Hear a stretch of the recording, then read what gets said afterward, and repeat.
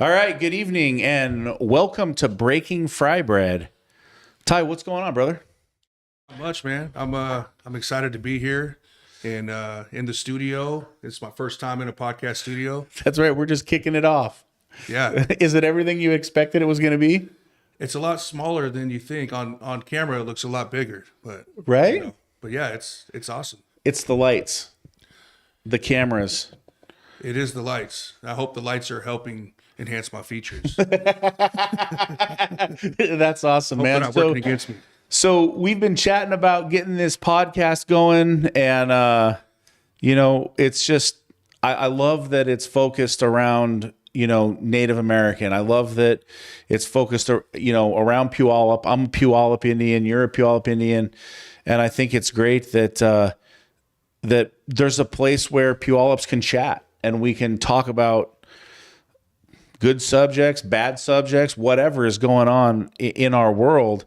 I love that. I love being able to share. I love being able to communicate. And I love that folks can have a platform. And I think it's important for natives to be able to have a platform. What about you? Why get into a podcast? Why want to spend your time doing that? For me, it started with wanting to find a way to bring a voice, to the membership, to the people, and just like you said, the Native people should have a platform to where they feel like they're heard.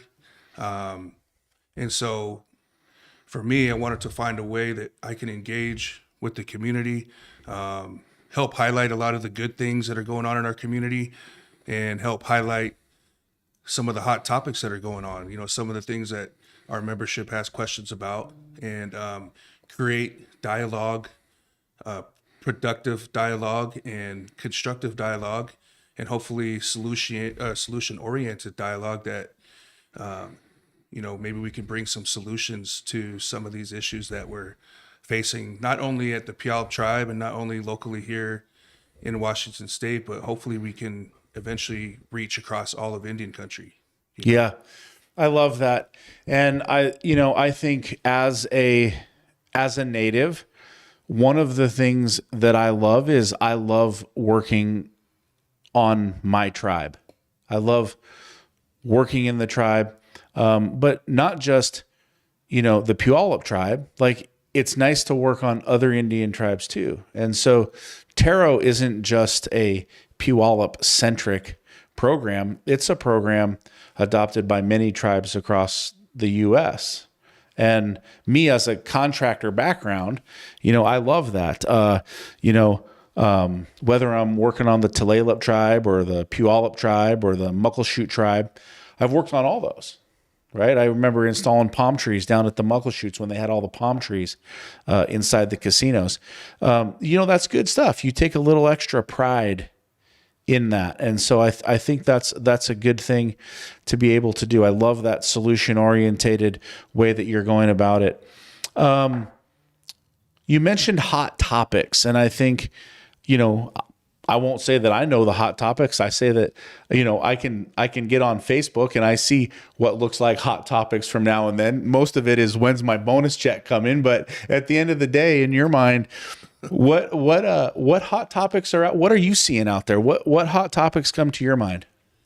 One that I've been, pretty vocal about the past few months has been Taro, just like you touched on. What a perfect segue. Yeah, we didn't even perfect plan segue. that. That just happened. It's almost like you planned that. I know. So Taro is something so what's going on with Taro? So Taro, just for a background on Taro, for some of the folks that may not understand what Taro is, Taro stands for Tribal Employment Rights Ordinance, or Office. And the purpose of that program is to provide tribal employment law and Indian preference law and the regulations surrounding that to that tribe. It's a law that every tribe has the power to deploy, right? Not every tribe does, and all tribes do it differently. Here at home in the Puyallup Tribe, we enforce that mostly through our construction projects on or near the reservation. So that's tribally funded projects, that's freeway projects that run through our reservation, or that's city projects, any project that touches tribal jurisdiction. Our Taro department and our Taro office, our tribe, we have Indian preference in hiring and contracting on those projects. And so, You know what? I love that. I'll tell you that it must have been maybe 18 years ago. I don't know, 15 years ago, something like that. I was, just trying to learn about, as a native, and at the time, just having a small landscaping business and just trying to get customers and trying to make an income and trying to learn about entrepreneurship. I want to say I reached out to the tribe and I was like, well, how can the tribe help me get business? How can that happen? And they said, well, you can put an ad in the newspaper. And I put an ad in the newspaper. I can't remember what it cost. I don't think it did anything for me, but that's okay. And then somebody said, oh man, you should get hooked up with Taro. And so I, came into the 3009 Portland Avenue or whatever. I think that's where it was. And, went back to some little cubicle and they had me fill out some paperwork and I got my Taro certificate and I got it. And I was so proud of that. And I was like, man, this is awesome. I'm a Puyallup Indian and I'm Taro approved, and I'd put it on my estimate proposals, Taro approved. I, to this day, didn't know the way that you described it. I had never heard of that. But in my mind, it was like, okay, cool. Now the tribe that I'm a part of is going to give me business. Like, I'm going to get business out of this. And this is going to help me grow my business. And I'm going to be able to provide a service to the tribe that I love. Like, so not only was it like exciting to get business, or the idea that I would get business, but it was also like, you know what? If we do work on the Puyallup tribe, I want to take more pride in it. I want to give, if I'm planting flowers, I want to put the best flowers in. If I'm bringing in shrubs, I want to put the best shrubs in, more so than I would for another client, because like, that's my people. right, And this is home. This is You home. want to make home look good. Right. And I felt very passionate about that. And we did a cool little job for the cemetery, and that was a lot of fun. It didn't go a lot past that. And I've always wondered all these years, like, okay, how do I get more work out of the tribe? How do I become a contractor that the tribe utilizes? How do I get those advantages? How do I get deployed to do that work? And so I guess if that's a hot topic, do other folks feel the way that I had at the time, or does it, do some people get a lot of work out? What's your experience? Why is it a hot topic?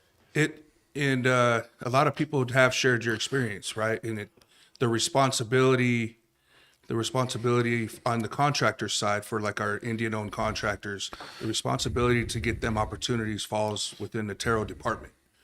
Okay, and when the bidding process starts, we are supposed to identify our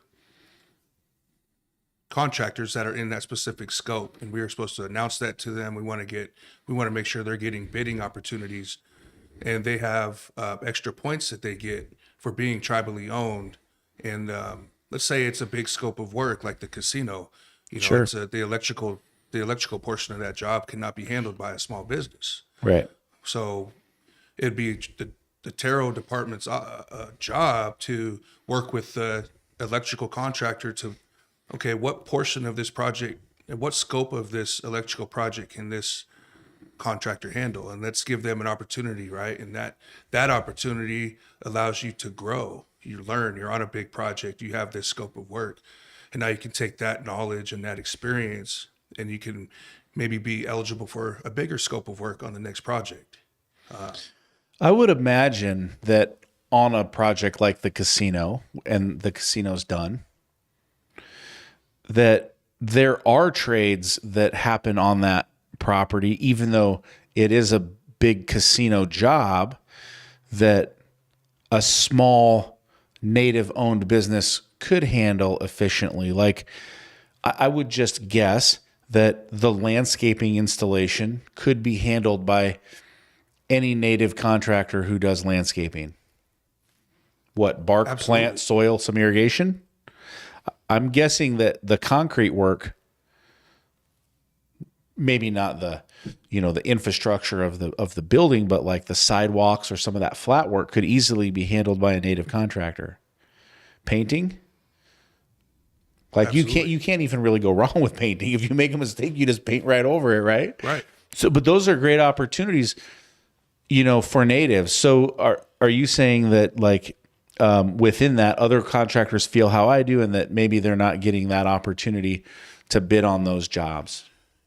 Yes, I do feel like that, and it's sometimes it's because they just aren't made aware. There's they sometimes the tribe gets blamed as a whole. Like in your situation, maybe there's just not enough awareness that a tribally owned landscape company exists. Yeah. Right? And there's not somebody in the Taro office that's announcing that or making that known. Because for me, in my time in Taro, we would take the time to push those opportunities to our tribally owned contractors and reach out to, I would reach out to Chief Leshai, to their facilities department. I would reach out to the casino because every entity of the tribe has their own procurement process with how they contract work. But I would just make it known, hey, we do have an electrical contractor, we do have a painting contractor, we do have a landscaping contractor. Yeah. So a lot of that responsibility falls onto the Taro department, and it's like it's their obligation to bring awareness to our Indian-owned contractors. What? How many Indian-owned contractors are there in Puyallup? Do you know? Indian-owned? Yeah. I don't have a number. I know that we do have a fairly big list. We do have 100. I would say 75. 75. So there's 75 native contractors out there today looking for work, trying to make their life better, their community better, like by Indian, right? So, okay, so there's 75 guys out there, and at the end of the day, Taro's a hot topic. What can a tribal member do who has a business to make themselves more visible to these different procurement departments? Is there a tip, or like if I had the landscaping company and maybe I wasn't getting the work, and maybe that's my own fault because I'm not, I'm not pushing myself. I'm not making the phone calls. I'm not sending the emails. I'm not pounding the pavement. What do you think's a tip that a contractor could utilize to get more Taro opportunities? What I would always tell clients, whether they are tradespeople or contractors, I would say persistence is key, right? Making it known that you are, the first step is to get Taro certified. And then if you want to take it upon yourself, you can reach out to each separate entity like the school, and you can visit and say, hey, I am an Indian-owned contractor. I'm Taro certified. Mm-hmm. I see that you have a non-native landscaping contractor out here. Yep.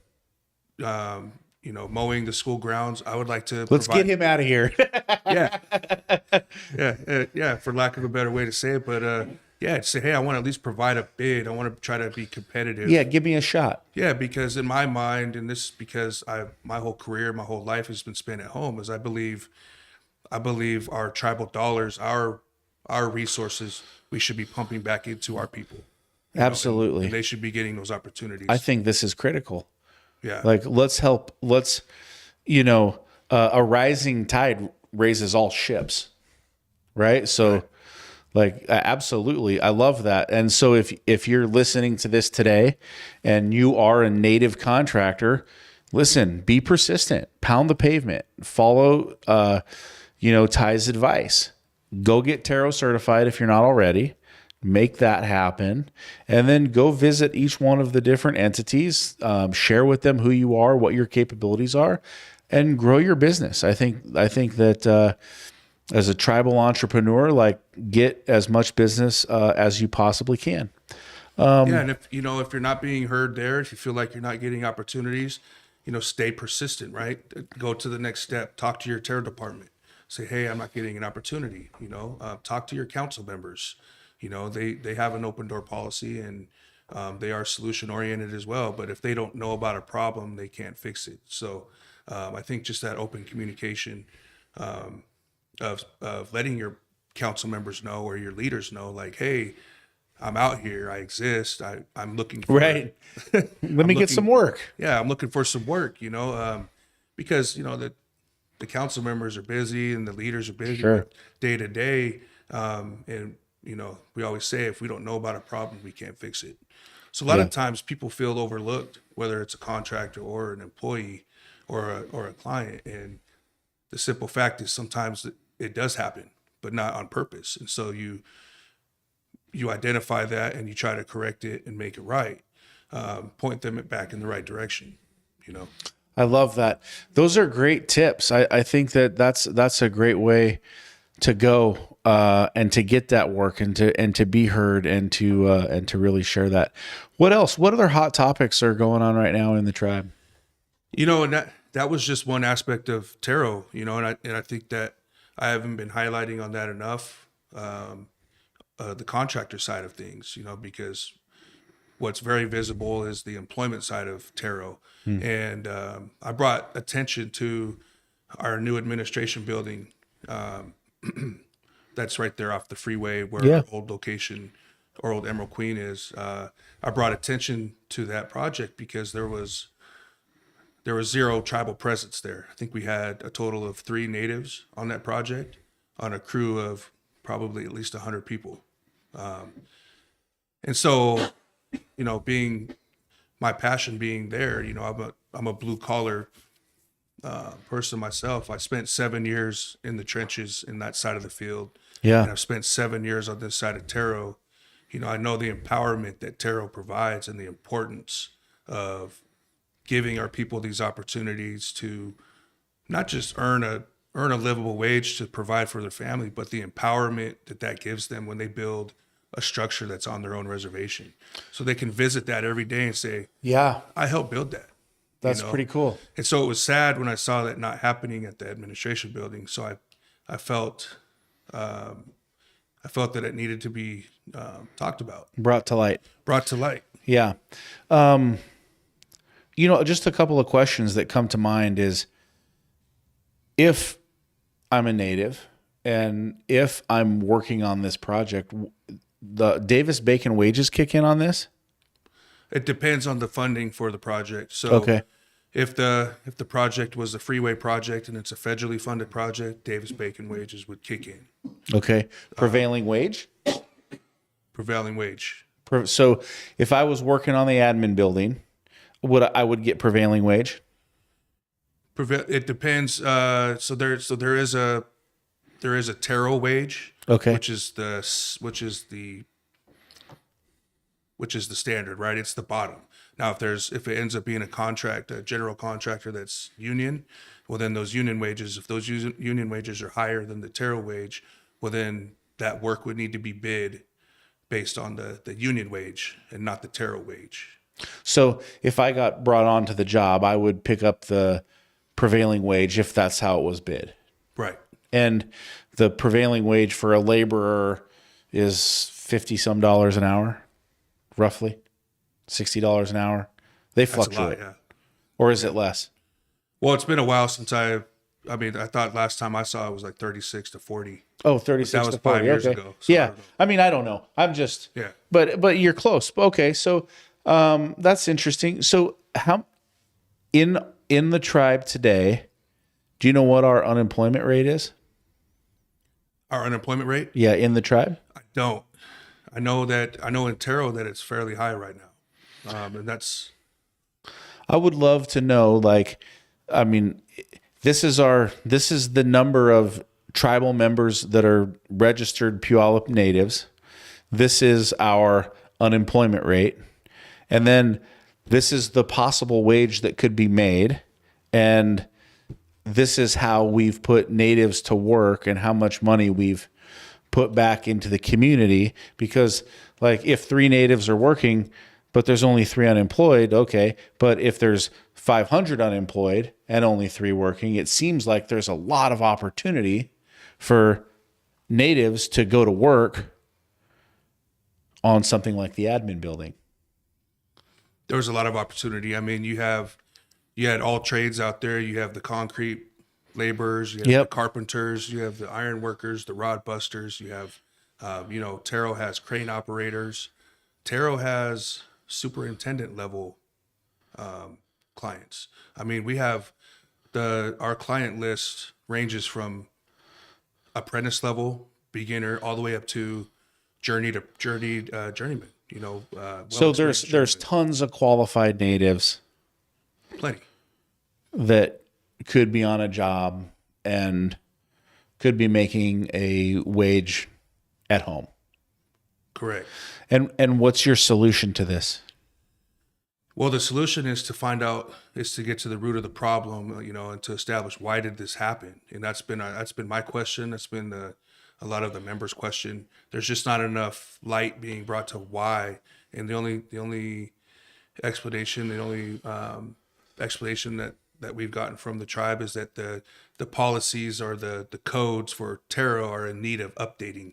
And so in the interim, they're going to put a pause on the enforcement of Taro on these tribally funded projects until they update the codes. Well, because of that happened to be at the same time as the admin building project. And then there's other tribal projects that happened that our tribal members missed out on opportunities to work because of our inability to update the codes. So I think that's really sad, when you watch all of these labor dollars and contract dollars going to outside of our reservation and not going into our members' pockets.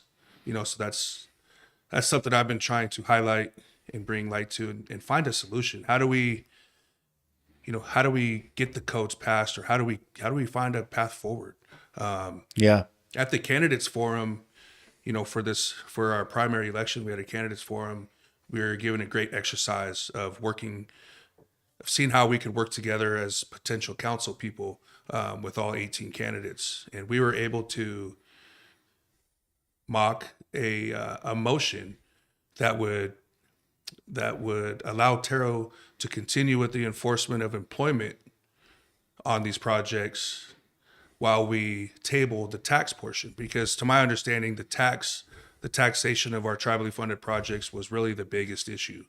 And so if that's the biggest issue, let's table that, but let's allow our Taro office to keep putting our people to work, right? Until we can figure out the tax, because at the end of the day, that's what, to me, is what's most important.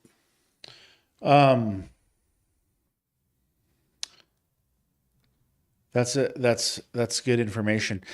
So just so that anybody might understand, if I was a client, then that means that I'm a person who's on the Taro list that has some kind of qualification that can go to work, correct? Correct. Okay.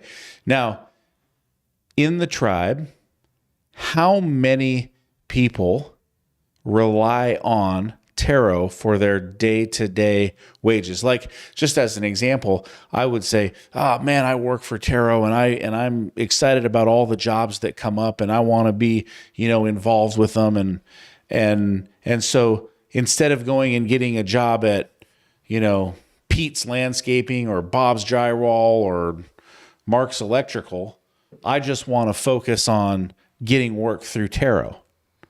Is there a populace of natives that just focus on living their life through the income that they make through Taro?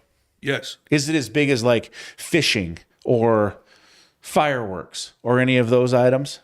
Yes. There are different groups, right? There are the Taro clients that are qualified and they only want to work on tribal projects. It's because they're also fishermen. They're also crab fishermen. They're also divers, right? And so, those are seasonal.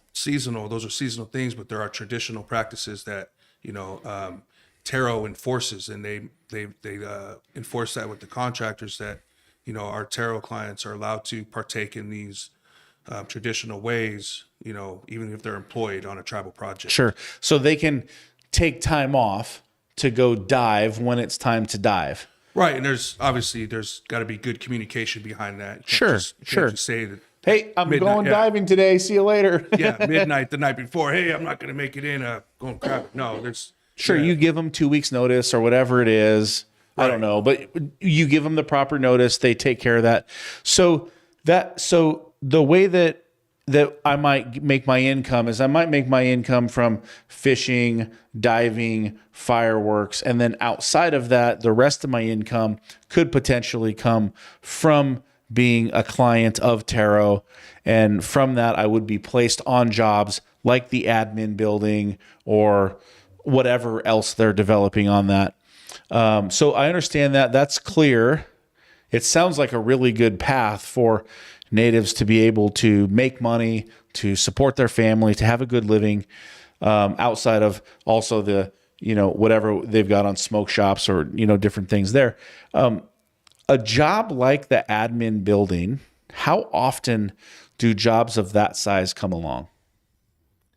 Well, those are generational jobs. The last job of that size was, or the expansion of our casino, and our casino was a $300 to $500 million project, and it was about a 5-year project. We had when Terra was in full force, and I was fortunate enough to be the compliance officer for that project, so that was my Terra project. We had over 400 natives dispatched on that project. Wow. And at one time we had of that 400, 60% of them were Puyallup or tribal member spouse. And we lumped those into one, right? And then and so we're really big on that. And so the participation there was a picture that I posted for context of a picture I took in 2018. Okay. Right, with the completion of the casino project, Yeah, with all the natives on the project. Okay. And I compared it, so there was over 100 of us standing there. Oh, and cool. I compared it to the admin team, construction team. They had taken their own picture, no natives, in 2023. In that picture, I think might have been 2 natives in that picture, and then in 2018, all natives. So it's like look where we've come to, just in 5 years. It sounds like that might have gone a little bit backwards. I don't know. I don't know the inner workings, but it sounds like if we went from 100 to 3, there's something went sideways. Something happened, and when the membership doesn't know, they're left to speculate for themselves and to fend for themselves and come up with their own reasons why. And so if you don't bring light to a situation, it's just going to continue the way it is. So by bringing light to it, you're giving the tarot clients that are looking for work a voice, right? And the courage to stand up and say, I do want to work. I am here. We do want to work. And it's unfortunate, and I don't think it's intentional, but I think that I'm hoping that enough attention was brought to it to where we can find a path forward and get tarot up and running again. I do want to say the tribe made a recent announcement. They dispatched a economic overview for the next year, and they do have a tribal construction company in that announcement. So that's awesome. That is exciting. I know it's been in the talks for some years, and the fact that they're announcing it now is good. I'd like to hope that, because we brought attention to the issue, that maybe it sped things up a little bit. But I'm curious to see, and I'm excited to see how they implement that, and how they get tarot involved, right? Because there's a lot of training opportunities, and I think that it's a good thing because it's going to put those contracting dollars back into the tribe. Yeah. Right? And then as the general, they can help identify our other Indian-owned contractors and start putting the dollars back into their pockets as well. I love it. Anything else going on in tarot? I do want to highlight that Indian preference is not only exclusive to tarot. Indian preference is practiced. Indian preference is federal law, so it's practiced not only in tarot but it's also applied to every entity of the tribe and the government building. So we have at our casino, there's an Indian preference component. At the cannabis entity of the tribe, there's a tribal preference component to MVV and to the tribal government itself. However, they're all ran on their own, right? So there's Sure. and so the problem is this entity may be enforcing Indian preference a certain way. This entity may not be enforcing it at all. This entity may be up to standard and exceeding expectations.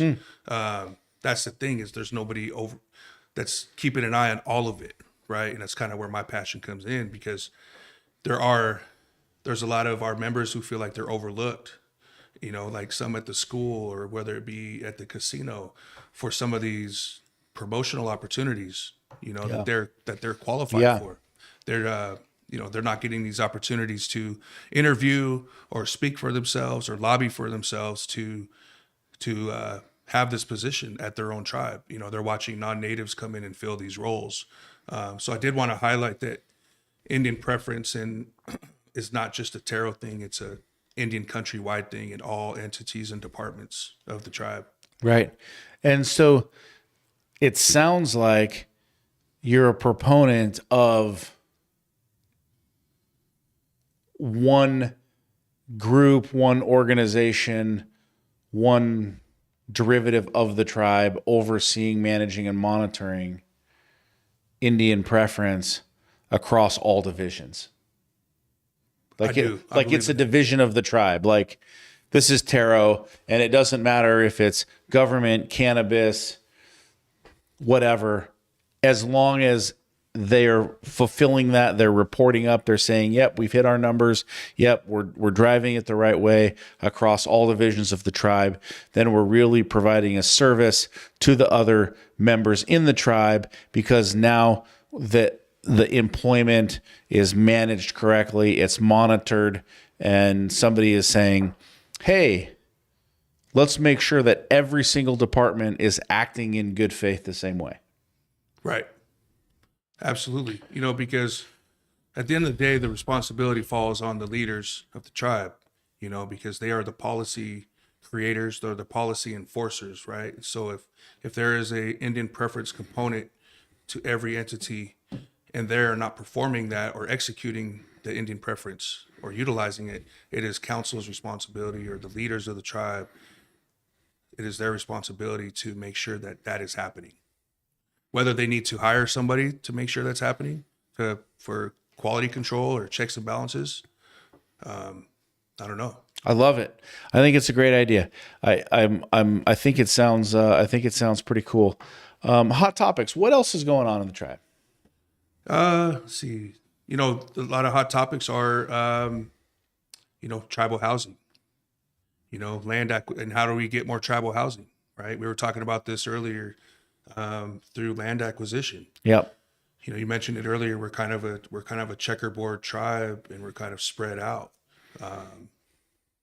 So how do we earmark more of our revenues into land acquisition, and then turning that into trust and creating more houses for our people?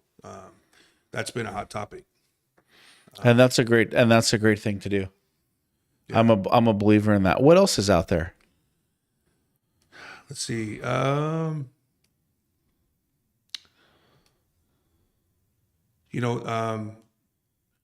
always try to focus on, our youth, because our youth are, I wouldn't say that's a hot topic, but, I always like to touch on that and mention them, whenever we're talking, because, the youth are our future. Yeah. And we should be focusing on cultivating them and helping create more leaders for our future. And that's, and it always brings me back to our tribal school. So that's some of the hot topics is, I've heard some complaints about USDA being in the schools, the type of food that they're subject to, maybe some of the curriculums. And that's not only like native wide. I think that's statewide, nationwide. We've all had like, the nasty lunch. yeah, right? like, it doesn't matter if you're on the Puyallup Indian Tribe or if you're in the Tacoma School District or the Lakewood School District. Like, at the end of the day, food is an issue and curriculum is an issue, right? There is some nationwide, right? Like, it doesn't matter if it's Indian country or not. Like, I think those are hot topics. I think those are great things to look at. I also think that as a native organization, maybe there's more controls that can be put over those things to, provide a better solution to the youth. Yeah. And I think some of the thoughts from our members are, why do we have to operate like the rest of the nation? Why can't we feed our students our indigenous foods or the foods that we want our children to eat? Or why can't we include a lot more culture into our curriculums? Yeah. I know there is a strong cultural presence in our curriculum currently, but can it be better? Can we increase it? Hunting, some of our traditional practices. How do we have a crabbing class? Do we have an introductory to diving or an introductory to fishing? Yeah. I guess there's, we don't have to operate like the rest of the world. We have the freedom to operate our own way. And I guess that's some of the thoughts from our members is, why aren't we making an effort to do that? Yeah, that's cool. I love those ideas. I'm guessing that it has to do with cost. I'm just going to throw that out there. I have no idea, but I'm going to guess that a salmon lunch is a lot more expensive than a Lunchables lunch. Right. A lot more. A lot more. So I think it's dollars and cents, right? Like, but I think those are great things because, if, we are, raising little native boys and girls to live like their ancestors did, then that's the food they would have eaten. And and if you look at it like this, where can we get the salmon? Well, we can buy it from our tribal fishermen, right? right, totally. Right. So we're buying it from our tribal fishermen. So now you're seeing the economy work full circle. Or they could even learn to fish in school and then take those fish and eat the fish that they cook, that they catch in cooking class. Right. Like, yeah, Salmon 3 ways. Yeah, like there's a lot of opportunity there. So, you know what, there's a lot of good topics. There's a lot of things going on. What else is happening in the tribe right now? We're coming close to time. What else is happening in the world of Puyallup Indians? I think there's a lot of good things happening. The tribe itself, its economic diversity. We've showed the capability to lift cargo off of a ship, right? So that's as far as port development goes. Yeah, that's huge. That's a huge step in the right direction. So, I applaud everybody at the tribe that's made that happen. I applaud all of our past leaders and that have had this vision and this dream and helped get it to fruition today. So I think there's a lot of great opportunities there.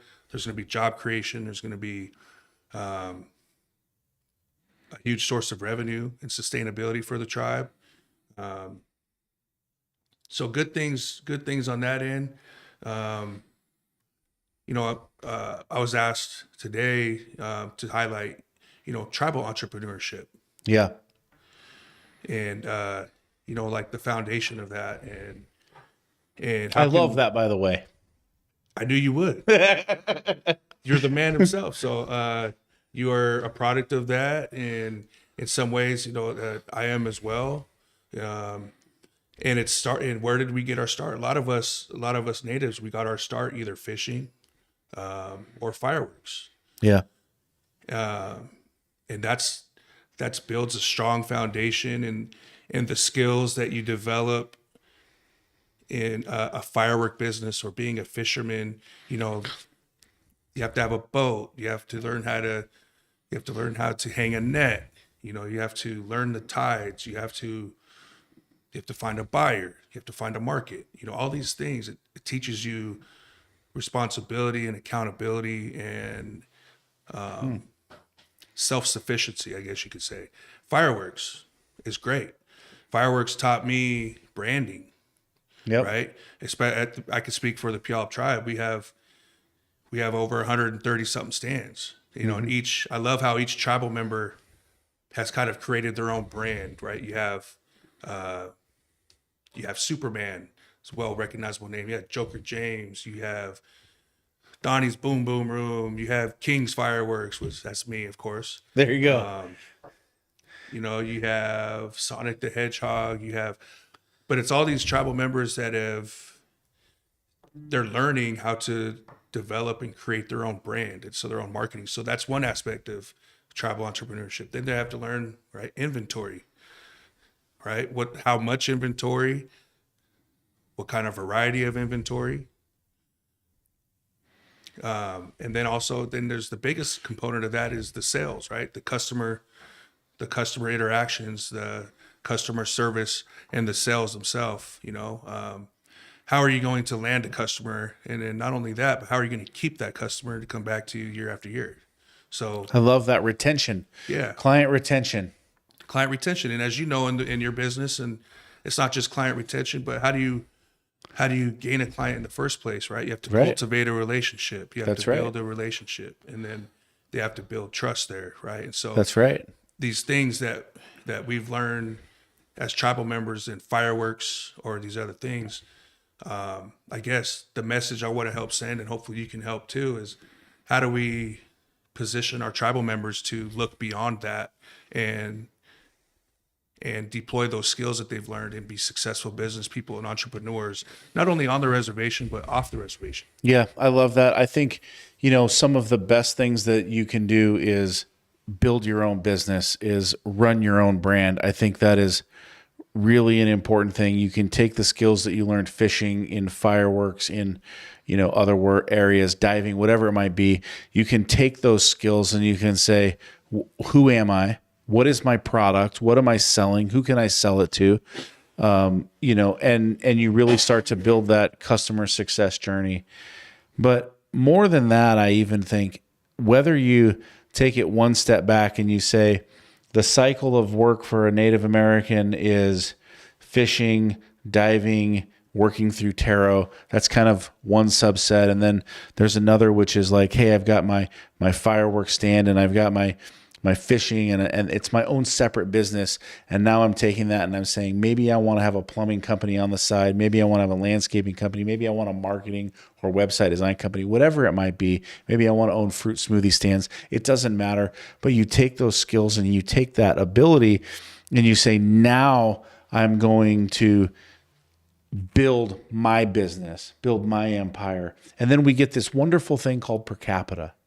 And we get these wonderful bonuses. And instead of taking this bonus and saying, this is how I'm going to live my life, this is how I'm going to go to the fair, this is how I'm going to do whatever I'm going to do with it, take that money and saying, oh my gosh, I just got $2,000 this month. You know what? That is $24,000 a year that I can now. What if I put that into a money market account and earn 5% on that? Or what if I take that and make that as a down payment on a piece of property? And now I've got that property that's beginning to earn interest and it's helping me grow. Or what if I take that money and invest it in a business and I take that 24,000 and now it becomes 100,000? Or maybe you have kids and you're getting a little bit of stipend from them too. Or maybe you have your bonus and you're getting some bonus money there. But how are you investing that? Could you take that $1,000 a month maybe that you get for your child, you know, take care of their needs, take care of what that, but invest that and show them how to invest it. Let's teach 6, 7, 8, 9, 10-year-olds how to invest their money. Like this much went to school, this much went to clothes, this much went to whatever. And now we're going to take this $400, we're going to put it into this account. This account's going to earn 5%. In 3 years, let's look at buying a piece of land with your money that now you get to have. And now we're teaching entrepreneurship. Now we're teaching generational wealth. Now we're taking what we've been given and we're saying, let's expand on that and let's make the wealthiest group of people in the Pacific Northwest. And we have that at our fingertips. That's what excites me. That's what generates me is like, I'd love to see every one of our tribal members making $1 million a year. I would love to see that too. I'd love to see every tribal member with the title to their house in their hand. I would love Deed to that their too. house in their hand. But that's possible. That is. A changed life changes a life. One story at a time brings us home.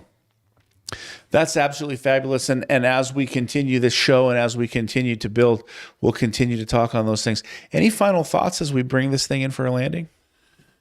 No, I know I mentioned we might introduce, because I don't know if you remember, we put the naming of the show out to the audience. Yeah, I do remember. To the membership. Yep. And that's how we got the name. Yeah, it was a close race between Breaking Fry Bread and Smudge Don't Judge. Yep. And so a lot of people had some great ideas. Well, you can name it one thing, but you can have segments for Smudge Don't Judge, or you can have somebody had Snag and Brag on there. That's we're gonna have a lot of upset aunties and uncles if we do that segment. But yeah, I think that maybe if we can find a way to start engaging with the audience, maybe a segment where we can answer some questions from the audience. I don't know if we've had. Oh, Ralph. Yeah, Ty and Dave, I got a couple. Ralph, do we have time? Bring the questions, Ralph. What do we got, brother? Here we go. First off, Frank chimed in. It's 90% unemployment rate. 90% unemployment rate. Yeah. Is that in Taro or on the tribe? Did he specify? He did not. Okay. That's still a really high unemployment It is rate. a high number. I would say that's very high. Yeah. Daryl Barnes. That's shockingly high. Yeah, Daryl Barnes asked, how about the lawsuit the tribe won regarding the dam on our river? Is the dam coming down? That's a great question. Do you know the answer to that? I don't. I don't know the answer to that. I definitely don't know the answer to that. I mean, I think it's in litigation, right? So I think the tribe's limit, or the council is limited on what they can let us know right now. That's my only assumption, but yeah, I mean, that's a great question, Daryl. But that's something that we'd want to know about. Yeah, because I mean, obviously that is something that has affected our natural resource, right? And it's our salmon, Right. It's a depleting resource along with our gooey duck, along with our crab. So all those efforts that we can do to protect that, is great. What about killing these sea lions? That just got passed. I saw that. Yeah. That's a good thing. So I'm hoping that we can get our tag soon. There you go. You'll go out there and get a sea lion bigger than you. I don't know if I can eat a sea lion, but I'm about to find out. I have seen a sea lion. I've encountered sea lions down diving. It's intimidating. They're big. You know how you eat an elephant? No, one bite at a time. One bite at a time. All right, what else we got in there, brother? Final one is Frank made a great point. Cost is low when we buy our own fish. Cost is low when we buy our own fish. I would agree with that. Yeah, I would agree with that. Yeah, that goes with the whole let's buy the salmon from our fishermen, right? Let's put the money back into our fishermen's pockets, and that's contributing to our economy. And then we could take that fish and feed our children, or use it at the restaurants, at the casinos, or wherever. Yeah, I like that. I do think with anytime we're selling our product, even if we're selling it to friends and family, like there's a respect there. Like, hey, you're in business. I want to pay you full price. If you were selling salmon, I really wouldn't want a discount. Right. I wouldn't. I would want to pay you full price because, one, I believe that shows respect. That shows respect for the time that you took. It shows respect for your craft. It shows respect for you as a man. It shows respect for you for what you did. And I don't love haggling amongst relatives, friends, so on and so forth. Now, if I so choose to say, if I provide a service to an in-law, I don't like to charge my in-laws because I don't want to deal with the drama. Right. I'd rather just help move on and say, see you later.